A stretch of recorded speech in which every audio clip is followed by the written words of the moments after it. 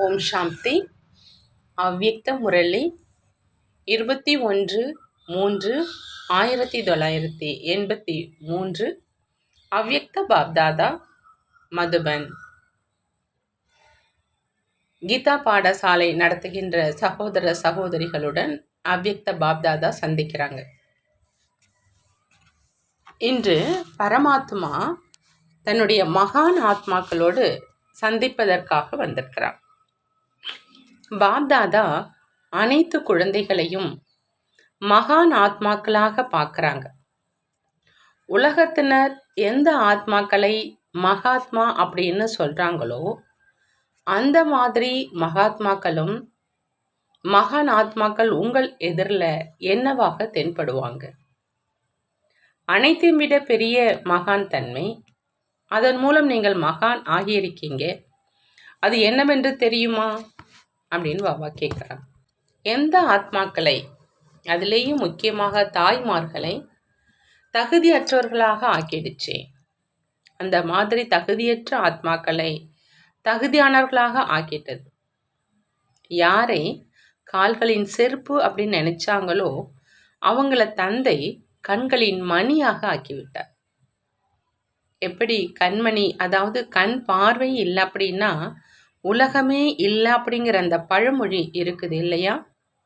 அதே மாதிரி பாரத மாதா சக்தி அவதாரம் இல்லை அப்படின்னா பாரதத்துக்கு மேன்மை இல்லை அப்படின்னு பாப்தாதாவும் உலகத்துக்கு காண்பிக்கிறாங்க. அந்த மாதிரி தகுதியற்ற ஆத்மாக்கள்ல இருந்து தகுதியான ஆத்மா ஆக்கிட்டாங்க. ஆகையினால மகான் ஆத்மாக்களாக ஆகிட்டீங்க இல்லையா அப்படின்னு பாப்தாதா கேட்குறாங்க. யாரெல்லாம் தந்தையை தெரிஞ்சுக்கிட்டாங்க, மேலும் தெரிந்து தன்னுடையவராக ஆக்கினாரோ அவர் மகான். பாண்டவர்களும் தெரிஞ்சுக்கிட்டாங்க, மேலும் தன்னுடையவராக ஆக்கினாங்களா அல்லது தெரிந்து மட்டும் இருக்கிறாங்களா? நீங்கள் தந்தையை தன்னுடையவராக ஆக்கியவர்கள் தான் இல்லையா அப்படின்னு பாபா கேட்குறாங்க. தெரிந்தவர்களுடைய பட்டியலிலோ அனைவரும் இருக்கீங்க. தன்னுடையவர் ஆக்குவதில் நம்பர் 1 ஆகிடுறாங்க. தன்னுடையவராக ஆக்குவது அப்படின்னா தன்னுடைய அதிகாரம் அனுபவம் ஆவது. மேலும் அதிகாரம் அனுபவம் ஆவது அப்படின்னா அனைத்து விதமான அடிமைத்தனங்களுக்கு முடிவடைவது. அடிமைத்தனம் அநேக விதமானவை. ஒன்று தன்னை பற்றி தன்னுடைய அடிமைத்தனம், இரண்டாவது அனைவரின் சம்பந்தத்தில் வர்றதுனால அது ஞான ஆத்மாக்களாக இருந்தாலும் இருவர்களுடைய உறவு தொடர்பு மூலம் அடிமைத்தனம். மூன்றாவது இயற்கை மற்றும் சூழ்நிலைகள் மூலமாக கிடைத்திருக்கும் அடிமைத்தன்மை. மூன்றிலிருந்து ஏதாவது அடிமைத்தனத்தின் வசமாகி இருக்கிறாங்க அப்படின்னா அனைத்து அதிகாரம் உடையவர் இல்லை என்று நிரூபணம் ஆகுது. தன்னுடையவர் ஆக்குவது அப்படின்னா அதிகாரி ஆவதனுடைய அனுபவம் எப்பொழுதும் மற்றும் அனைத்திலும் இருக்கும். இது இருக்குதா அப்படின்னு தன்னை பாருங்க. மேலும் சில நேரம் எந்த விஷயத்துல ஆகுது, எந்த விஷயத்துல ஆவதில்லை அப்படின்னு பாருங்க. குழந்தைகளினுடைய உயர்ந்த எதிர்காலத்தை பார்த்து பாப்தாதா மகிழ்ச்சியும் அடைகிறாங்க. ஏன்னா உலகத்தின் அநேக விதமான தீயிலிருந்து தப்பித்து கொண்டாங்க. இன்றைய மனிதன் அநேக விதமான தீயில எரிஞ்சிட்டு இருக்கிறான். மேலும் குழந்தைகள் நீங்கள் சீத்தளமான கடலின் கரையில அமர்ந்திருக்கீங்க. அங்கு கடலின் சீத்தளமான அலைகளில் அதீந்திரிய சுகத்தின் அமைதியின் பிராப்தியில் மூழ்கியிருக்கீங்க. அணுகுண்டுகள் அல்லது அநேக விதமான குண்டுகளின் அக்னி ஜுவாலையை கண்டு மனிதர்கள் மிக அதிகம் பயப்படுறாங்க. ஆனால் அதுவோ வினாடிகள் மற்றும் நிமிடங்களினுடைய விஷயம். ஆனால் இன்றைய நாட்களின் அநேக விதமான துக்கம், கவலைகள், பிரச்சனைகளின் விதவிதமான காயங்கள் ஆத்மாவில் ஏற்படுது. இந்த அக்னி உயிரோடு இருந்து கொண்டும் எரிக்கும் அனுபவத்தை செய்விக்குது. உயிரோடும் இல்லை, இறக்கவும் இல்லை, விடவும் முடியாது, உருவாக்கவும் முடியாது. நீங்கள் அந்த மாதிரி வாழ்க்கையிலிருந்து விடுபட்டு சிரேஷ்ட வாழ்க்கையில் வந்துட்டீங்க. ஆகையினால அனைவரின் மேலும் இரக்கம் வருது இல்லையா அப்படின்னு பாபா கேட்குறாங்க. ஆகவேதான் ஒவ்வொரு வீட்டையும் சேவை நிலையம் ஆக்கியிருக்கீங்க. மிக நல்ல சேவையின் லட்சியத்தை வச்சிருக்கீங்க. இப்பொழுதோ கிராமங்களில் மக்கள் வசிக்கும் பகுதியில் இருக்குது. ஆனால் இப்பொழுது ஒவ்வொரு தெருவிலும் ஞானஸ்தானம் இருக்கணும். பக்தியில தேவஸ்தானத்தை உருவாக்குறாங்க. ஆனால் இங்கு ஒவ்வொரு வீட்டிலும் பிராமண ஆத்மாக்கள் இருக்கீங்க. எப்படி ஒவ்வொரு வீட்டிலும் வேறு எதுவும் இல்லை என்றாலும் தேவதைகளினுடைய படங்கள் கட்டாயம் இருக்கும். அதே மாதிரி ஒவ்வொரு வீட்டிலும் சைத்தன்ய பிராமண ஆத்மா இருக்கணும். ஒவ்வொரு தெருவிலும் ஞானஸ்தானம் இருக்கணும்.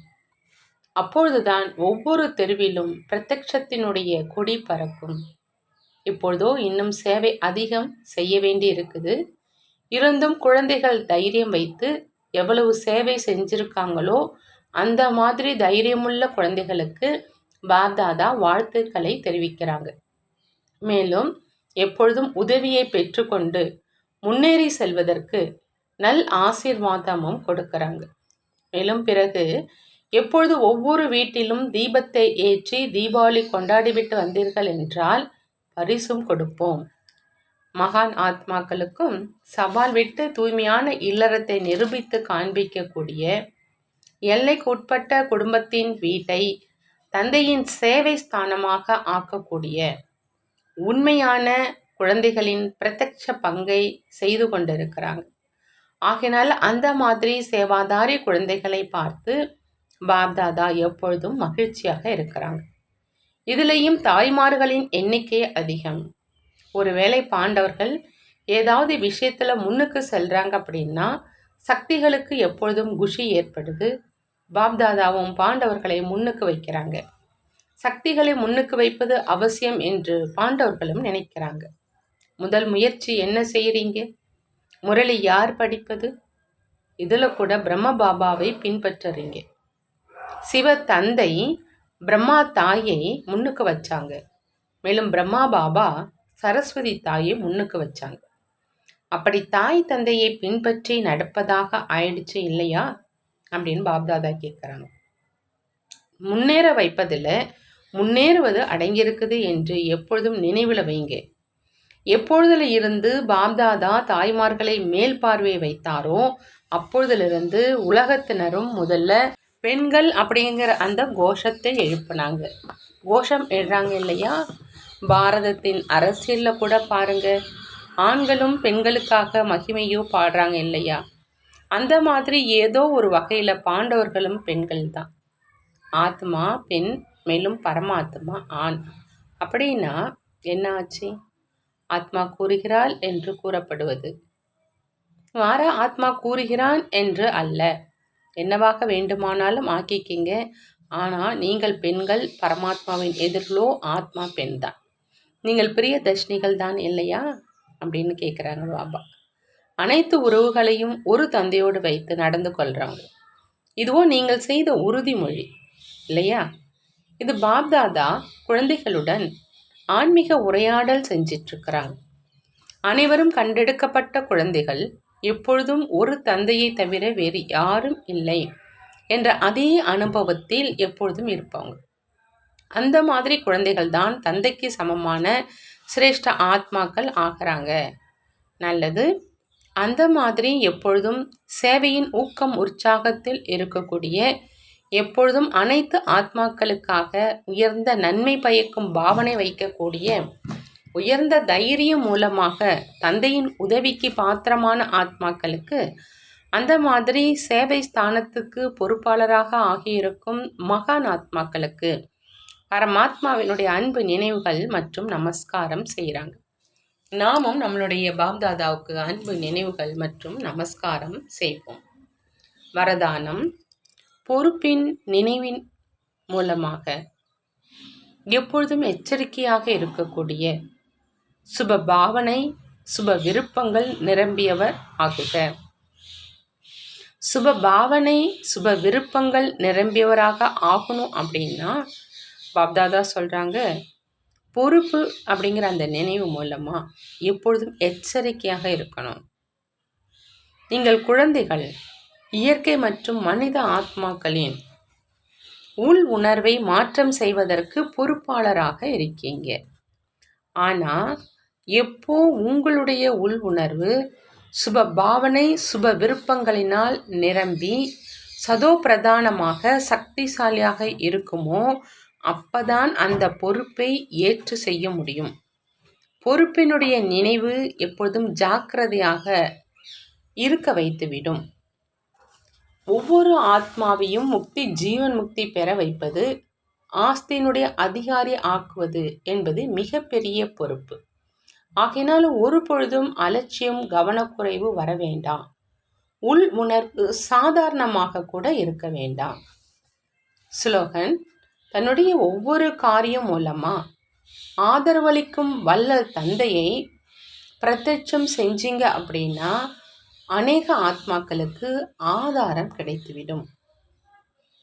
ஒவ்வொரு காரியம் மூலமா ஆதரவு அளிக்கக்கூடிய வள்ளல் தந்தையை பிரத்யட்சம் செஞ்சா அநேக ஆத்மாக்களுக்கு ஆதாரம் கிடைத்துவிடும் சொல்றாங்க பாபா. நல்லது. ஓம் சாந்தி. நன்றி பாபா, நன்றி.